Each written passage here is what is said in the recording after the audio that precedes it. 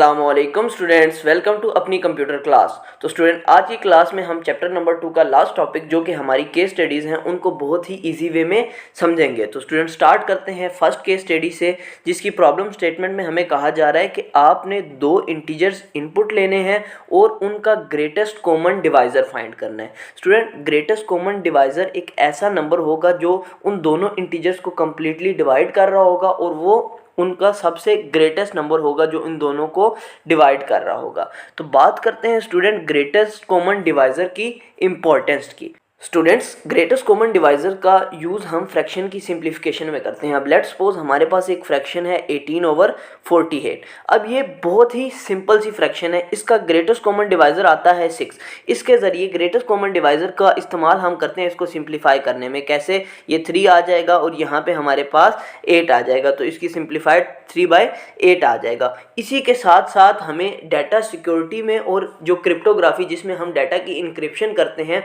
उसमें भी ये यूज होता है। Student, greatest common divisor LCM calculation में बहुत ज़्यादा हेल्प करता है। अगर हमें एलसीएम पता हो तो हम ग्रेटेस्ट कॉमन डिवाइज़र निकाल सकते हैं, और अगर हमें ग्रेटेस्ट कॉमन डिवाइज़र पता हो तो हम एलसीएम निकाल सकते हैं। स्टूडेंट, ग्रेटेस्ट कॉमन डिवाइज़र निकालना मैथमेटिक्स का एक बहुत बेसिक कॉन्सेप्ट है। इसके ज़रिए हम इसकी अंडरस्टैंडिंग के साथ हम जो एडवांस मैथमेटिकल कॉन्सेप्ट्स हैं ना उसको समझने में और कंप्यूटर साइंस की प्रॉब्लम्स को सॉल्व करने में हमें बहुत ज़्यादा हेल्प होती है। अगर स्टूडेंट हम इस प्रॉब्लम के सोल्यूशन की बात करें तो इसके लिए हम यूक्लिडियन प्रिंसिपल का यूज़ करते हैं, यूक्लिडियन एल्गोरिथम का यूज़ करते हैं। ये बहुत ही सिंपल और बहुत ही ज़्यादा फास्ट एल्गोरिथम है जो डिवीजन और रिमाइंडर की बेस पर काम करता है। यूक्लिडियन एल्गोरिथम के अगर हम स्टेप्स की बात करें तो इसमें हम दो इंटीजर्स लेते हैं, ठीक है, और उन दो इंटीजर्स को स्टोर करने के लिए हमारे पास दो वेरिएबल्स हैं, ए और बी। अब कंडीशन क्या है? जो ए है ना वो हमारा बी से बड़ा होना चाहिए या बी के बराबर होना चाहिए। अगर तो ये कंडीशन सेटिस्फाई होती है तो फिर हमने एक लगा देनी है लूप, और लूप की हमने कंडीशन सेट करनी है जब तक b हमारा 0 नहीं हो जाता तब तक ये लूप चलती रहेगी। पहले हम सेट करेंगे a को b के इक्वल, फिर हम क्या करेंगे b is equal to a divided by b। जब तक हमारा b 0 नहीं हो जाता तो हम ये स्टेप्स करते रहेंगे। जैसे ही हमारा b 0 आ जाएगा तो हमें अपना ग्रेटेस्ट कॉमन डिवाइज़र मिल जाएगा। स्टूडेंट, एग्जाम्पल से एल्गोरिथम के स्टेप्स को समझते हैं। लेट्स सपोज हमारे पास दो इंटीजर हैं, एक हमारा 48 और एक हमारा 18। अब a जो है वो हमारा 48 है और b है हमारा 18। तो पहली कंडीशन हमारी क्या थी कि a या तो ग्रेटर हो b से या तो इक्वल हो, वो सेटिस्फाई हो गई है। अब हमें तब तक ये प्रोसेस करते जाना है जब तक हमारा b 0 नहीं हो जाता। तो पहला स्टेप क्या था? हमें a इक्वल टू b करना था, तो हमने यहाँ पे a इक्वल टू b कर दिया। फिर हमने b की वैल्यू निकालनी थी a डिवाइडेड बाय b के साथ, तो वो इसके ज़रिए हमने निकाल दी। वो आई है हमारे पास 12। फिर जो न्यू वैल्यूज़ आई हैं उसके लिए ये सेम प्रोसेस रिपीट करना है। a को b के इक्वल कर दिया और डिवाइड करने पे ये आंसर आ गया। फिर जो न्यू वैल्यू आई हैं उन पे रिपीट करेंगे तो b हमारे पास 0 के इक्वल आ जाएगा। तो स्टूडेंट, जो लास्ट में हमारा a आएगा ना वो हमारा ग्रेटेस्ट कॉमन डिवाइज़र होगा इन दोनों इंटीजर्स का। स्टूडेंट, इस एल्गोरिथम की एफिशिएंसी की बात करते हैं तो जैसे कि हम पहले लेक्चर्स में बात कर चुके हैं, एफिशिएंसी हम डिसाइड करते हैं दो चीज़ों पर, स्पेस कॉम्प्लेक्सिटी और टाइम कॉम्प्लेक्सिटी पे। अगर हम इसकी टाइम कॉम्प्लेक्सिटी की बात करें तो वो है हमारे पास ओ लॉग मिनिमम a और b, यानी कि ये लॉगरिथमिक ग्रोथ होती है इसमें कि जैसे जैसे हमारे नंबर ऑफ स्टेप्स बढ़ते जाते हैं उसके साथ हमारा टाइम स्लोली बढ़ता है, और हमारे नंबर ऑफ स्टेप इस चीज़ पे भी डिपेंड करते हैं कि हमारी जो मिनिमम वैल्यू है वो क्या है। इसी के साथ अगर हम इसकी स्पेस कॉम्प्लेक्सिटी की बात करें तो वो हमारे पास O1 होती है, यानी कि इसकी स्पेस कॉम्प्लेक्सिटी कांस्टेंट होती है, क्योंकि हमें सिर्फ दो ही वेरिएबल्स चाहिए, दो इंटीजर्स हैं और लूप लगानी है, 3 वेरिएबल्स चाहिए, हमारा काम हो जाएगा। इसलिए एक्स्ट्रा मेमोरी हमें नहीं चाहिए होती। अगर हम इसकी क्लैरिटी और करेक्टनेस की बात करें तो ये बहुत ज़्यादा सिंपल और आइटरेटिव प्रोसेस है कि बार बार लूप चलती जाएगी और वो अपना जब तक कंडीशन उसकी ट्रू है वो काम स्टेप बाय स्टेप होता रहेगा। अगर इसकी करेक्टनेस की बात करें तो ये एक मैथमेटिकल प्रॉपर्टी पर बेस्ड है जो कि है हमारे पास a is equal to b into Q plus are.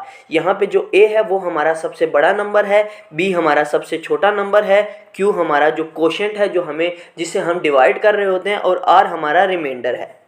और इसमें हमें कहा जा रहा है कि अगर हम ग्रेटेस्ट कॉमन डिवाइज़र को रिमाइंडर के अकॉर्डिंगली कैलकुलेट करें तो हमें अपना ग्रेटेस्ट कॉमन डिवाइज़र मिल जाता है।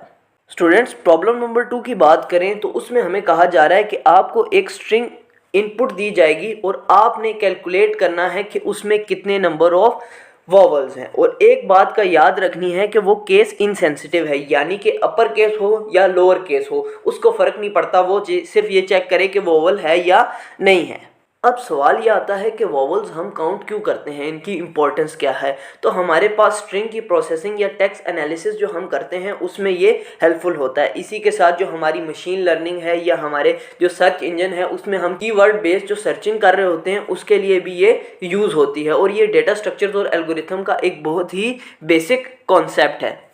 अगर स्टूडेंट हम इस प्रॉब्लम के सोल्यूशन की बात करें तो जो इसके लिए हम एल्गोरिथम यूज़ करेंगे वो बहुत ही सिंपल आइट्रेशन बेस्ड है। यानी कि हमें क्या करना है कि जो हमारी स्ट्रिंग है उसके हर करैक्टर को 1 बाय 1 चेक करना है कि वो वोवल है या नहीं। अगर हम इसके एल्गोरिथमिक स्टेप्स की बात करें तो सबसे पहले हमें एक काउंटर चाहिए होगा जिसे हमने इनिशियलाइज कर देना है 0 से। फिर एक लूप लगानी है जो कि स्ट्रिंग के तमाम करैक्टर्स को बारी बारी चेक करे।